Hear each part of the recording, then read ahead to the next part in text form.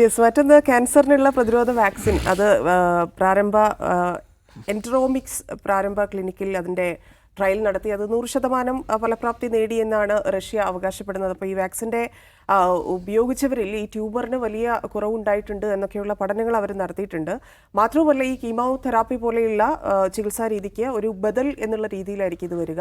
ഇത് നമ്മുടെ Covid vaccine പോലെയൊക്കെ ആ വാക്സിൻ എടുത്തതുപോലെ വാക്സിൻ എടുത്ത് പോകാം എന്നൊക്കെയുള്ള ഉദ്ദേശമാണ്. നിലവിൽ വൻകുടലിലെ ക്യാൻസറിന് മാത്രമാണ് ഇത് പരീക്ഷിച്ചിട്ടുള്ളത്. മറ്റ് ക്യാൻസറുകൾക്കും ഇത് പരീക്ഷിക്കാൻ ഒരുങ്ങുകയാണ്. അത് വലിയ ലോകത്ത് തന്നെ വലിയ ആശ്വാസമുണ്ടാക്കുന്ന വാർത്തയാണ്. നിഷാദ്, അങ്ങനെ ഒരു വാക്സിൻ വരുന്നു എന്നുള്ളത് മാത്രമല്ല, ഈ കോവിഡ് വാക്സിനുമായിട്ട് ബന്ധപ്പെട്ടുള്ള കാര്യങ്ങളൊക്കെ നിൽക്കുന്ന സാഹചര്യത്തിലാണ് മറ്റൊരു വാക്സിനെ കുറിച്ചും അതിൻ്റെ ഒരു പ്രതീക്ഷയും എങ്ങനെയായിരിക്കും? ലോകത്ത് മനുഷ്യൻ ഏറ്റവും പ്രതീക്ഷിച്ചിരിക്കുന്ന മരുന്നുകളൊന്നാണല്ലോ, അല്ലെങ്കിൽ മരുന്നാണ് ക്യാൻസറിനുള്ള മരുന്ന്. കാരണം തന്നെ അതിനകത്തൊരു കാണേണ്ട കാര്യം, ഈ ക്യാൻസറിനുള്ള പ്രതിവിധി എന്താണ്? അപ്പോൾ ആളുകൾ വിചാരിക്കുമല്ലോ ക്യാൻസറിന്, എനിക്ക് തോന്നുന്ന കാര്യം ഞാൻ പറഞ്ഞത്, ക്യാൻസർ വരാതെ ഇരിക്കുന്നതാണ് നല്ലതെന്ന് വരാതിരിക്കാൻ മുൻകരുതലെടുക്കുക പ്രധാനമാണെന്ന് ചില ആൾക്കാർ വിചാരിക്കും. എനിക്ക് അങ്ങനെ തോന്നുന്നില്ല. ഇപ്പോൾ സിഗരറ്റ് വലിക്കുന്നവർക്ക് ക്യാൻസർ വരും, ഗുഡ്ക ഉപയോഗിക്കുന്നവർക്ക് ക്യാൻസർ വരും, അല്ലെങ്കിൽ വേറെ തരത്തിലുള്ള ജീവിതശൈലി പ്രശ്നങ്ങൾ സെൻട്രറി ലൈഫുള്ളവർക്ക് ക്യാൻസർ വന്നേക്കാം, അല്ലെങ്കിൽ ഭക്ഷണം കഴിക്കുന്നതിൽ നിങ്ങളുടെ ജീവിതശൈലി പ്രശ്നം ഉണ്ടാക്കിയേക്കാം എന്നൊക്കെ പറഞ്ഞു. ഇതൊക്കെ കൃത്യമായിട്ട് മെയിൻറ്റെയിൻ ചെയ്യുന്ന ആളുകൾ, കൃത്യമായിട്ട് വർക്കൗട്ട് ചെയ്യുന്ന ആളുകൾ, ഒരിക്കൽ പോലും പുകവലിക്കാത്ത ആളുകൾ, ഏറ്റവും നന്നായി വ്യായാമം ചെയ്യുന്ന ആളുകൾ, ഇവർക്ക് ക്യാൻസർ വരുന്നു, മരണപ്പെടുന്നു. ഇന്ത്യയിൽ തന്നെ ക്യാൻസറുകളുടെ എണ്ണം കൂടിക്കൊണ്ടിരിക്കുകയാണ്. അതിൽ തന്നെ ഇപ്പോൾ പറഞ്ഞു വൻകുടലിലെ ക്യാൻസറിനുള്ള മരുന്നാണ് ഇവർ വികസിപ്പിച്ചിട്ടുള്ളത്. അതാണ് ഇന്ത്യയിൽ മരണത്തിൻ്റെ മൂന്നാമത്തെ ഏറ്റവും പ്രധാനപ്പെട്ട കാരണങ്ങളായിട്ട് ക്യാൻസർ മരണങ്ങളിൽ കാണുന്ന ഒന്ന്. അപ്പോൾ ക്യാൻസറിൻ്റെ കാര്യത്തിൽ നമുക്ക് അതിജീവിക്കാനുള്ള ഏക പോംവഴി ഞാൻ പറയുന്നത് ക്യാൻസറിന് മരുന്ന് കണ്ടുപിടിക്കുക എന്നുള്ളതാണ്. അസുഖം വന്നാൽ അത് ക്യൂർ ചെയ്യാനുള്ള മരുന്ന് കണ്ടുപിടിക്കുക എന്നുള്ളതാണ് ഇനി മാർഗം. അല്ലാതെ ഇന്ന ലൈഫ് സ്റ്റൈൽ മെത്തേഡ്സ് എടുത്താൽ നിങ്ങൾക്ക് ഇതിൽ നിന്നും വിട്ടു നിൽക്കാം എന്ന് പറയുന്ന സംഗതി മാറിപ്പോയി. എനിക്ക് തോന്നുന്ന കാര്യം, നമ്മുടെ ഒരു തലമുറയാകെ മാറി. നമ്മൾ കഴിക്കുന്ന ഭക്ഷണം മാറി, നമ്മൾ അനുഭവിക്കുന്ന കാലാവസ്ഥയും പ്രകൃതിയും മാറി, നമ്മുടെ ജീൻ എല്ലാം മാറിയതിൻ്റെ കൂടെ നമ്മൾ കൊണ്ടുവന്നിട്ടുള്ള ഒരു രോഗാവസ്ഥയാണ് ക്യാൻസർ. സോ അതിനെ മറികടക്കാൻ നമുക്ക് ചെയ്യാൻ കഴിയുന്ന ഒരു കാര്യം, നമുക്ക് ഈ മൊത്തം നമ്മുടെ ലോകക്രമത്തെയും നമ്മുടെ ജീവിതത്തെയും നമ്മുടെ അനുഭവങ്ങളെയും പരിസരങ്ങളെയും എല്ലാം പിന്നോട്ട് കൊണ്ടുപോകാൻ പറ്റില്ലല്ലോ. മുന്നോട്ടായത് പോയിക്കൊണ്ടിരിക്കുന്നത്. മുന്നോട്ട് പോകുന്നതോറും അതിന് പലതരത്തിലുള്ള അഡ്വാൻറ്റേജസ് ഉണ്ട്, അതിൻ്റെ കൂടെ റിസ്ക് എലമെൻറ്റ്സ് ഉണ്ട്. ആ റിസ്കിൽ പെട്ട ഒന്നായിരിക്കണം ക്യാൻസർ എന്ന് എനിക്ക് തോന്നുന്നു. കാരണം ഏതെങ്കിലും ഒരു പ്രത്യേക രീതി അവലംബിച്ചാൽ ക്യാൻസറിൽ നിന്ന് മാറിയടക്കാം എന്നത് സാധ്യമല്ല. ഇപ്പോൾ ഫുട്പാത്തിൽ കൂടെ റോഡപകടം ഒഴിവാക്കാമെന്നൊക്കെ പറഞ്ഞു. അങ്ങനെ എനിക്ക് തോന്നുന്നില്ല പറ്റും. കാരണം എനിക്ക് അനുഭവത്തിലുള്ളതും കണ്ടിട്ടുള്ള ആൾക്കാർ, പല ആൾക്കാരും ഒരു പ്രശ്നമില്ലാതെയും എല്ലാം ഇയർലി കൃത്യമായി ചെക്കപ്പ് നടത്തുന്ന ആൾക്കാരൊക്കെയും പെട്ടെന്ന് ക്യാൻസർ ബാധിതരാവുകയും അതിൻ്റെ ബുദ്ധിമുട്ട് അനുഭവിക്കുകയും ചെയ്യുന്നത് കാണുന്നുണ്ട്. അപ്പോൾ അതിനുള്ള മാർഗ്ഗം മരുന്ന് കണ്ടുപിടിക്കുക എന്നുള്ളത്. അതുകൊണ്ടാണ് ലോകം മുഴുവൻ മരുന്നിന് വേണ്ടി കാത്തിരിക്കുന്നത്. മരുന്ന് വരാതെ ഇനി രക്ഷയില്ല. അപ്പോൾ അതിൽ റഷ്യൻ ശാസ്ത്രജ്ഞർക്ക് ഒരു സ്റ്റെപ്പ് എടുക്കാൻ കഴിഞ്ഞു എന്നുള്ളതാണ്. ഇതിനകത്ത് നമ്മളെപ്പോഴും ആലോചിക്കില്ല ലോകം എത്ര വേഗത്തിൽ മുന്നോട്ട് പോയിട്ടും എന്തുകൊണ്ട് കോവിഡിന് പോലും നമ്മൾ ടക്കെന്ന് മരുന്ന് കണ്ടുപിടിച്ചു. എന്നിട്ട് എന്തുകൊണ്ടാണ് ക്യാൻസറിനെ പിടിക്കാൻ പറ്റുന്നത്? സത്യത്തിൽ ക്യാൻസർ ഒരു സിംഗിൾ രോഗമല്ല. അതായത് ഓരോരുത്തർക്കും വരുന്ന ക്യാൻസർ ഓരോ രോഗമാണ്. അല്ലെങ്കിൽ പലതരം രോഗങ്ങളുടെ ഒരു സമന്വയമാണ് സത്യം പറഞ്ഞ ക്യാൻസർ എന്ന് വെച്ചാൽ. ഇപ്പോൾ ഇതിൽ തന്നെ നോക്കൂ, ഈ ക്യാൻസറിന് നമ്മളെപ്പോൾ പ്രതീക്ഷിക്കും എല്ലാ ക്യാൻസറിന് പറ്റും. ശ്വാസകോശ രോഗമുള്ളവരും, പാൻക്രിയാസിന് ക്യാൻസർ വന്നവരും, വൻകുടലിലുള്ളവരും ഒക്കെ, സ്കിന്നിലുള്ളവർ, ബ്ലഡിലുള്ള ഒക്കെ പ്രതീക്ഷിക്കില്ല. ബ്രെയിൻ ട്യൂമറുള്ളവർ അങ്ങനെയല്ല. ഇത് ഡെവലപ്പ് ചെയ്തിരിക്കുന്നത് വൻകുടലിലെ ക്യാൻസർ ചികിത്സിക്കാൻ വേണ്ടി മാത്രമാണ്. ലോകത്ത് പലയിടത്തും, ഇപ്പോൾ ചൈനയിൽ ക്യാൻസറുമായി ബന്ധപ്പെട്ട് വലിയ ഗവേഷണം നടക്കുന്നു. അവർ കുറേ ദൂരം മുന്നോട്ട് പോയിട്ടുള്ളത് ശ്വാസകോശ ക്യാൻസർ എങ്ങനെ ക്യൂർ ചെയ്യാൻ പറ്റും അതിലാണ്. ബാക്കിയുടെ കാര്യത്തിൽ അവർക്ക് ഉറപ്പ് വരാൻ പറ്റില്ല. അപ്പോൾ ഇത് വളരെ പേഴ്സണലൈസ്ഡ് ആയിട്ടുള്ള ഓരോ വ്യക്തികൾക്കും അവരുടെ ട്യൂമറിൻ്റെ സ്വഭാവം എന്താണെന്നും അതിൻ്റെ ജനിതക സ്വഭാവം എന്താണെന്നും മനസ്സിലാക്കി അതിനനുസൃതമായ മരുന്ന് AI ഉപയോഗിച്ച് ഡെവലപ്പ് ചെയ്തിട്ട് ആ മരുന്ന് ഉപയോഗിച്ച് ഇതിനെ എങ്ങനെ മറികടക്കാൻ കഴിയുന്നുള്ള ആലോചനയാണ്. അപ്പോൾ അതിന് ആ സങ്കീർണതയുണ്ട്. ഓരോ തരത്തിൽ ഇപ്പോൾ ബ്രസ്റ്റ് ക്യാൻസറുമായി ബന്ധപ്പെട്ടും വൻകുടൽ ക്യാൻസറുമായി ബന്ധപ്പെട്ടും അമേരിക്കയിൽ വലിയ ഗവേഷണം നടക്കുന്നു. UK ഗവേഷണം നടക്കുന്നത് വേറെ ചില പാൻക്രിയാസുമായി ബന്ധപ്പെട്ടതും ആമാശയവുമായി ബന്ധപ്പെട്ട ക്യാൻസറിൻ്റെ പരീക്ഷണങ്ങൾ മറികടക്കാം. ചൈനയിൽ ഏറ്റവും കൂടുതൽ ഗവേഷണം നടക്കുന്ന ശ്വാസകോശ ക്യാൻസറിനെ മറികടക്കാം.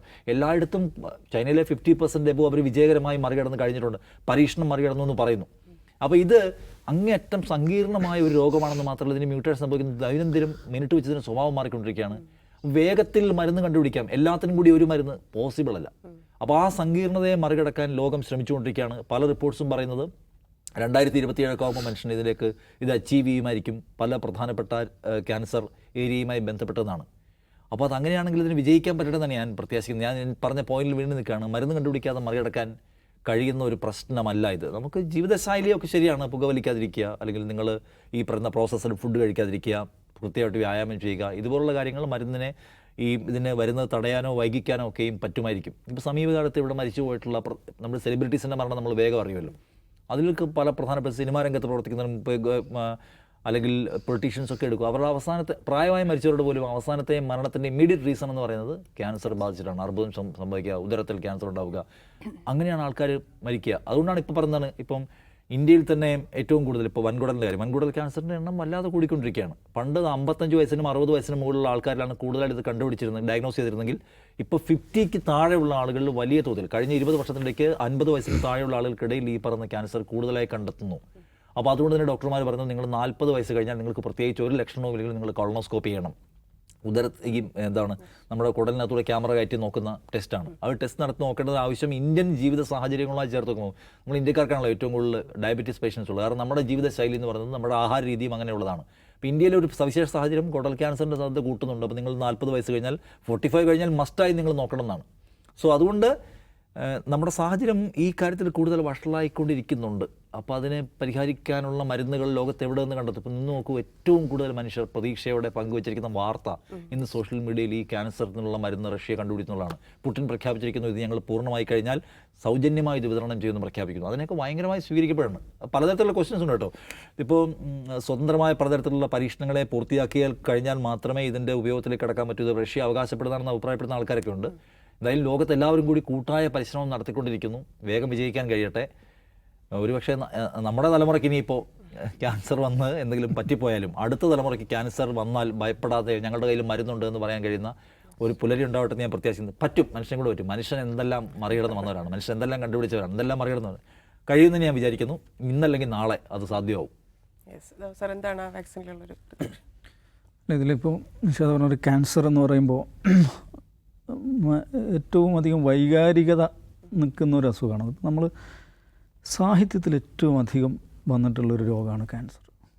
എത്രയധികം ഈ മലയാളത്തിൽ മാത്രമല്ല, ഇംഗ്ലീഷായിട്ട് ലോകത്തെല്ലാ ഭാഷകളിലും സാഹിത്യത്തിൽ ഏറ്റവും അധികം കയറി വന്നിട്ടുള്ള രോഗമാണ് ക്യാൻസർ. അലക്സാണ്ടർ സോൾഷനിറ്റ്സ് എന്ന് പറഞ്ഞിട്ട് ഒരു റഷ്യൻ നോവലിസ്റ്റ് ഉണ്ട്. അദ്ദേഹത്തിൻ്റെ നോവലുണ്ട്, ക്യാൻസർ വാർഡ് എന്നാണ് എൻ്റെ പേര്. റഷ്യയിൽ നിന്ന് ഈ ക്യാൻസർ ഇതിൻ്റെ വാക്സിൻ വന്നു, അതിൻ്റെ പരീക്ഷണം, ആദ്യഘട്ട പരീക്ഷണം കഴിഞ്ഞു എന്നുള്ള വാർത്ത വന്നപ്പോൾ ഞാൻ ആദ്യം ഓർത്തത് അലക്സാണ്ടർ സോൾഷനിറ്റ്സിനെയാണ്. കവിതയില്ലേ, അതിൻ്റെ ഒരു ഇതെന്ന് വെച്ചാൽ അതെല്ലാവരും പറയണം. ഇപ്പം നമ്മൾ 3 പേര് ക്യാൻസറിനെ കുറിച്ച് സംസാരിക്കും. നമ്മളിൽ ആരെങ്കിലും ഇപ്പോൾ ഒരു ക്യാൻസർ കാരിയർ ആണോ, ക്യാൻസർ സെല്ലുകൾ ക്യാരി ചെയ്യുന്നുണ്ടോ എന്നുള്ളത് അറിയില്ല. അതിൻ്റെ ഒരു ലെവൽ കഴിയുമ്പോഴാണല്ലോ പലപ്പോഴും ഇത് ഡിറ്റക്റ്റ് ചെയ്യുന്നത്. അങ്ങനെയൊക്കെയുള്ള ഇപ്പോൾ ഭയങ്കര വൈകാരിക തീവ്രതയുള്ള ഒരു അസുഖമാണ്. പിന്നെ കുറേ അധികം ആളുകൾ അതുമായിട്ട് മല്ലിടുന്നുണ്ട്. അതിൻ്റെ സാമൂഹികമായ ആഘാതങ്ങളുണ്ട്, വൈകാരിക ആഘാതങ്ങളുണ്ട്, കുടുംബപരമായിട്ടുള്ള ആഘാതങ്ങളുണ്ട്. ഇപ്പോൾ ക്യാൻസർ പേഷ്യൻസ് ആയിട്ടുള്ള പല ആളുകളും സന്ദർശനം ഇഷ്ടപ്പെടുന്നില്ല. അങ്ങനത്തെ എത്ര അനുഭവങ്ങൾ നമുക്കുണ്ട്. നമ്മുടെ തന്നെ സുഹൃത്തുക്കളായിട്ടുള്ള പല ആളുകളും നമ്മൾ പോയി കാണണമെന്ന് വിചാരിക്കും, പക്ഷേ അവർ സന്ദർശനം ഇഷ്ടപ്പെടുന്നില്ല.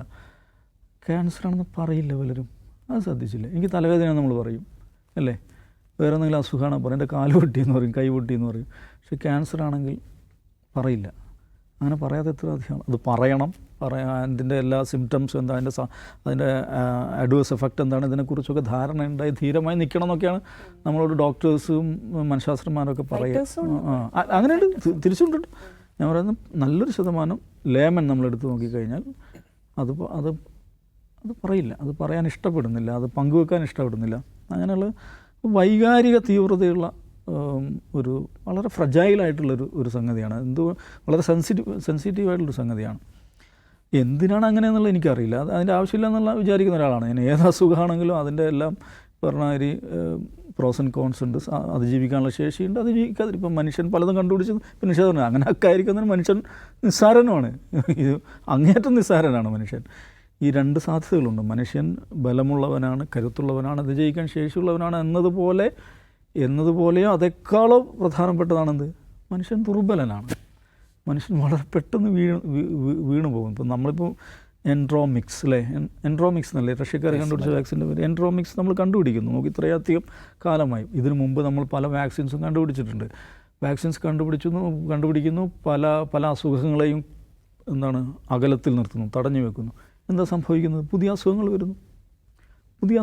നമ്മൾക്ക് പരിചയമില്ലാത്ത, കേൾക്കാത്ത, നമ്മുടെ ഭാവനയിലില്ലാത്ത അസുഖങ്ങൾ വരുന്നു. ഇത് നൈരന്തര്യമാണ്. ഇതിങ്ങനെ തുടർന്നുകൊണ്ടിരിക്കും. മസ്തിഷ്ക ജ്വരം, ഇങ്ങനെ പലതും. ഇപ്പം കോവിഡ് എന്ന് പറയുമ്പോൾ നമ്മൾ ഓർത്തോ, നോക്കൂ, നമ്മൾ പറപ്പിക്കുന്ന വിമാനങ്ങൾ ഒരു ദിവസം നിലച്ചു പോകുമെന്ന് നമ്മൾ എന്തെങ്കിലും കരുതിയോ? ഈ ട്രാക്കിലോടുന്ന തീവണ്ടികൾ നിലച്ചു പോകുമെന്ന് നമ്മൾ കരുതിയോ? ആരാ കാരണം?